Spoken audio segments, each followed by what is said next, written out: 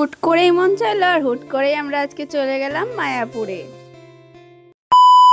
আমরা বিকালবেলার দিকটাতে চলে গেছিলাম মায়াপুরে। শীতকালের দিন, বুঝতেই পারছো, বিকাল মানেই সন্ধ্যা। শীতকাল বলে হয়তো এই বছর একটুখানি এখন মানে দেখতে পাচ্ছি মানুষজন একটু কম, কিন্তু বেশ ভালোই ভিড় আছে। কিন্তু বাই দ্য ওয়ে, তোমরা কে কে মায়াপুরে এসেছিলে আমাকে কিন্তু অবশ্যই কমেন্ট করে জানাবে। আমার এটা দিয়ে 3বার মায়াপুরে যাওয়া হলো। আর স্কন্দের পাশে এত সুন্দর ফুল গাছ রেখে দিয়েছে না, কি বলবো, খুবই সুন্দর লাগছিল। আমরা তো এখানে কিছু কিছু ভিডিও করে নিয়েছিলাম। এখানে এসে এমন ফিল হচ্ছিল, মনে হচ্ছিল পঞ্চি বানু উড়তা ফিরু মস্ত গগন মে। আমার কিন্তু বারবার শুধু ফুলের দিকেই নজর যাচ্ছিল। শীতকাল তো কি হয়েছে দেখো, মানুষজনের ভিড়টা জাস্ট দেখো। আমরা কোনো স্কন্দের ভেতরে ঢুকিনি, বাইরে বাইরেই ঘুরছিলাম। আর আমি আর অনিশা তো এতটা এক্সাইটেড হয়ে পড়েছিলাম, তোমাদের কি বলবো। বাড়ির কাছে মায়াপুরটা আছে বলেই হয়তো আসতে পারছি, দূরে কোথাও হলে যেতেও পারতাম না, দেখতেও পারতাম না। আর এদিকে দেখো অনিশা এত খুশি হয়ে পড়েছে, আমাকে তো গুঁতো দিয়ে দিচ্ছিল। আমার মাথায় গুঁতো দিল গাইস।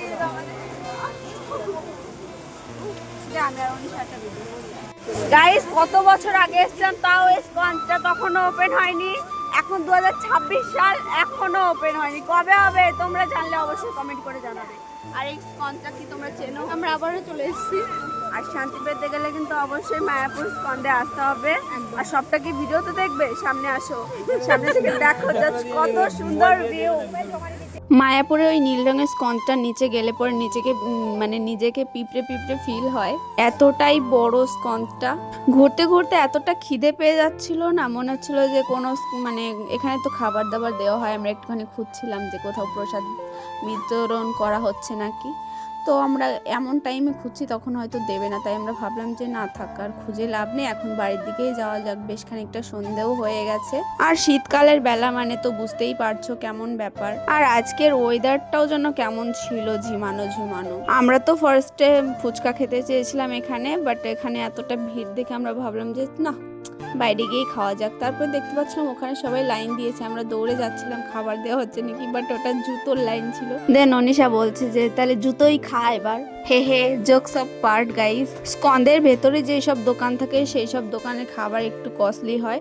তো আমরা বাইরে চলে এসেছিলাম, বাইরে থেকে কিছু খাবার দাবার খাওয়া। আমার তো এতই খিদে পেয়ে গেছিলো, অনিশার হাত ধরে আমি খাওয়া শুরু করে দিয়েছিলাম। দেন আমরা খাওয়া দাওয়া করে বাড়ির দিকে রওনা দিলাম। তো আজকের মতন এই পর্যন্তই বন্ধুরা, দেখা হচ্ছে অন্য কোনো একটা ভিডিওতে। ততক্ষণের জন্য টাটা।